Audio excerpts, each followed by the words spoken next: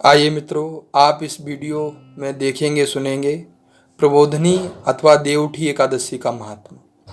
श्री कृष्ण भगवान ने कहा, हे अर्जुन, मैं तुम्हें मुक्ति देने वाली कार्तिक मास के शुक्ल पक्ष की प्रबोधनी एकादशी के संबंध में नारद और ब्रह्मा जी के बीच हुए वार्तालाप को सुनाता हूँ। एक बार नारद जी ने ब्रह्मा जी से पूछा, हे पिता, प्रबोधनी एकादशी के व्रत का क्या फल होता है? आप कृपा करके मुझे ये सब विस्तार पूर्वक बताइए। ब्रह्मा जी बोले, हे पुत्र, जिस वस्तु का त्रिलोक में मिलना दुष्कर है, वह वस्तु भी कार्तिक मास के शुक्ल पक्ष की प्रबोधनी एकादशी के व्रत से मिल जाती है। इस व्रत के प्रभाव से पूर्व जन्म के किए हुए अनेक बुरे कर्म क्षण भर में नष्ट हो जाते हैं। हे पुत्र, जो मनुष्य श्रद्धा पूर्वक इस दिन थोड़ा भी पुण्य करते हैं, उनका वह पुण्य पर्वत के समान अटल हो जाता है। उनके पितृ विष्णु लोक में जाते हैं।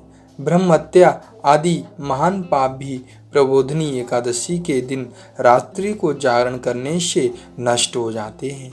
हे नारद, मनुष्य को भगवान की प्रसन्नता के लिए कार्तिक मास की इस एकादशी का व्रत अवश्य करना चाहिए।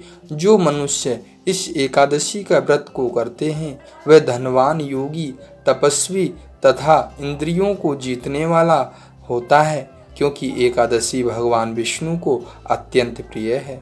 इस एकादशी के दिन जो मनुष्य भगवान की प्राप्ति के लिए दान, तप, होम, यज्ञ, भगवान नाम जप भी परम यज्ञ है। यज्ञों में जप यज्ञ ही मेरा ही स्वरूप है, उन्हें अक्षय पुण्य मिलता है। इसलिए हे नारद, तुमको भी विधि पूर्वक विष्णु भगवान की पूजा करना चाहिए। इस एकादशी के दिन मनुष्य को ब्रह्म मुहूर्त में उठकर व्रत का संकल्प लेना चाहिए और पूजा करनी चाहिए।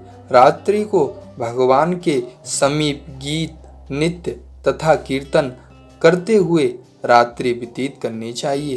प्रबोधनी एकादशी के दिन पुष्प, अगर, धूप आदि से भगवान की आराधना करनी चाहिए।